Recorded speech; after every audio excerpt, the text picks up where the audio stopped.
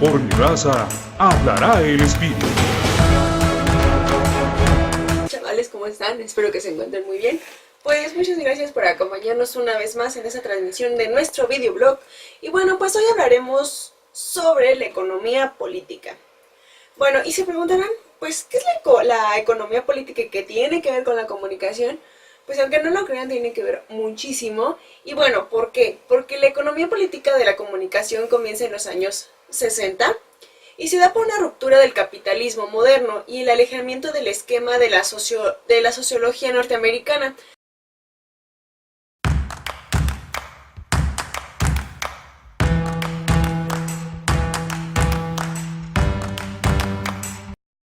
Bueno, la economía política adoptó una forma de reflexión puesto que requería de un desarrollo en el flujo de la información. ¿Qué quiere decir?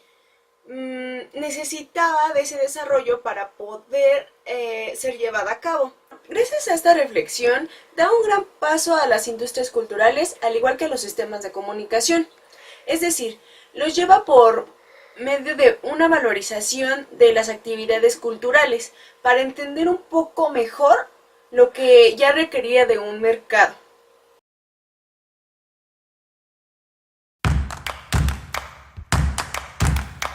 Para hablar de la dependencia cultural, debemos hablar un poco sobre Marx. ¿Por qué?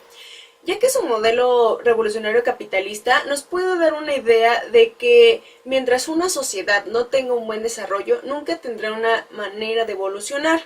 ¿Por qué? Porque no tiene un desarrollo en las estructuras internas y de esta forma no tiene un modelo sucesivo.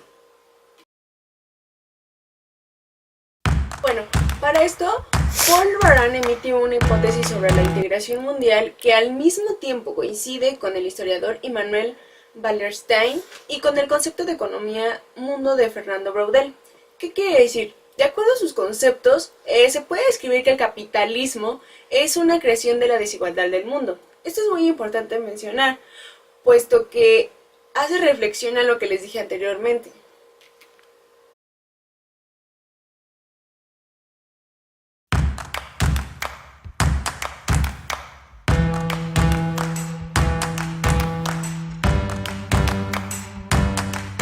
Bueno, y sé que se preguntarán, ¿y qué tiene que ver la comunicación o de qué manera interviene? Bueno, debo decirles que la comunicación interviene de una manera muy específica, como en la jerarquización de la producción existente y aplica por medio de redes comerciales. Un gran ejemplo es la Guerra Fría, donde se puede observar las ideologías que tenía cada bloque. Entre ellas, estas redes impulsaron a una nueva creación de tecnologías y en los medios de comunicación.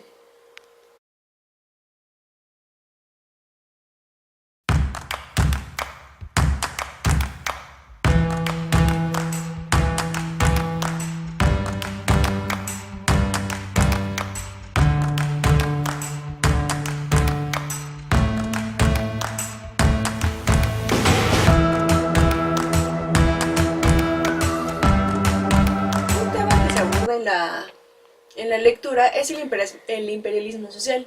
Y bueno, ¿qué es el imperialismo social? Es un conjunto de procesos que ayuda a que la sociedad forme parte de un sistema moderno, mundial, que lo llevará a moldear a las instituciones y hacerlas sus promotores.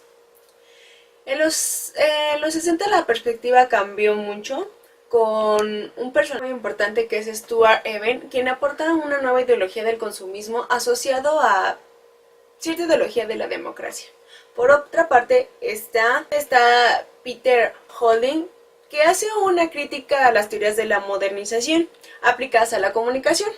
Pero para esto, bueno, llega alguien a defendernos, que se llama Henry Tustan, que demuestra un marco organizativo de los medios de comunicación, que por supuesto son fundamentalmente norteamericanos.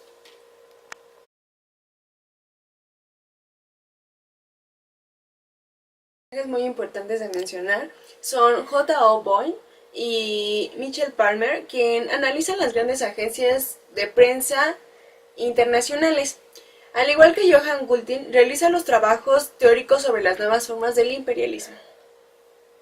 En América Latina se ha distinguido una investigación muy importante que creo que debe de ser analizada más profundamente, que es la política de democratización de la comunicación. Creo que es muy importante porque aparte de ser una economía, también forma parte de nuestra política y de esta forma va haciendo que todo vaya teniendo un sentido, tanto en la comunicación como en todo el proceso.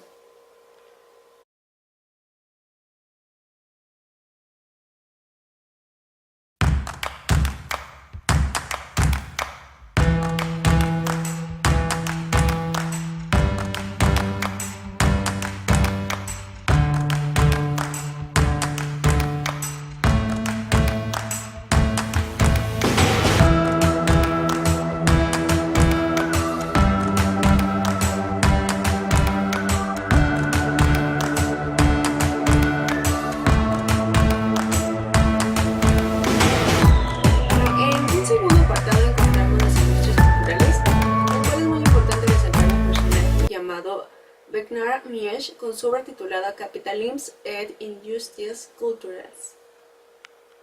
Este personaje realiza una pregunta que creo es muy importante y que debemos analizar, y es ¿qué problemas específicos encuentra el capital para producir valor a partir del arte y la cultura? Bueno, esto nos ayuda a reflexionar sobre la naturaleza de la mercancía cultural. El problema es que la industria cultural no existe en sí misma. Entonces, puede haber que hay una contradicción, pero al final de cuentas esto nos va ayudando poco a poco para que esa jerarquización que hace la comunicación podamos entenderla de una manera bien y la llevemos a una industria cultural. En este pequeño tema también se aborda un poco más y ya nos enfocaremos más un poco sobre los medios de comunicación.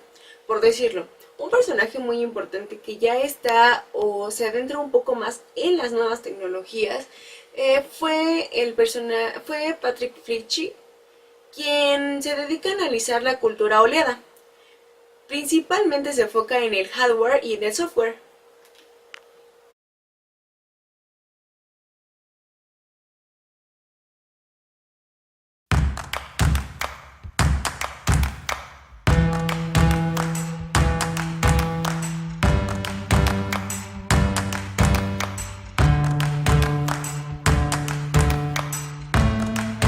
Un medio que debe ser mencionado y que es muy importante y que sí seguirá siendo parte de nuestras vidas es la televisión.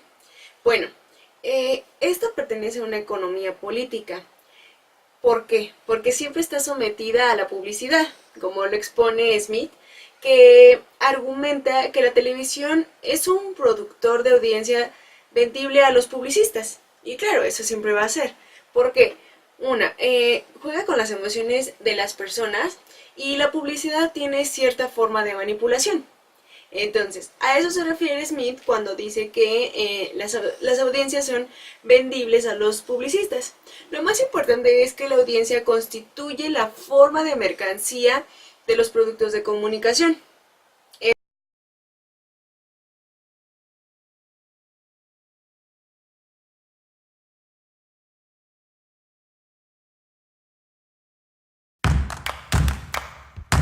Como les había mencionado, poco a poco se van involucrando los medios de comunicación. Empiezan a ver los medios de comunicación masiva como son la radio y la televisión. En ese caso, al haber un desarrollo de las nuevas tecnologías, podemos encontrarnos con el Internet, que es una comunicación electrónica. Esto nos conllevará a un progreso que día a día vamos viendo y que hay muchos cambios. ¿Por qué? Muchos piensan que el Internet dejará muy atrás a la televisión, a la radio y la prensa. Yo pienso que depende de cada punto de vista. Yo siento que no, pero pues así como vamos, pues sí está involucrando tanto. El problema es que no es unidireccional. Entonces, pues eso le quita como un poco de ser un medio masivo. Bueno, y a todo esto y con lo que hemos hablado poco a poco sobre todos los capítulos que hemos ido revisando, les voy a dejar dos preguntas a su criterio. ¿Existe una revolución de las comunicaciones? ¿Creen que en verdad exista? Y la última, ¿creen que hemos consagrado la idea de ser una sociedad económica informativa? Deben saber, antes que nada y antes de contestar esas dos preguntas que les dejé, deben saber que la economía política pretende remediar las carencias de la semiología. Si hablamos de carencias, no siento que solamente sea de la semiología, sino de muchas cosas que van involucrando poco a poco a los medios de comunicación y el desarrollo que van teniendo cada uno de ellos. Bueno, pues por mi parte ha sido todo, espero les haya servido de algo y nos vemos en la siguiente transmisión. Cuídense.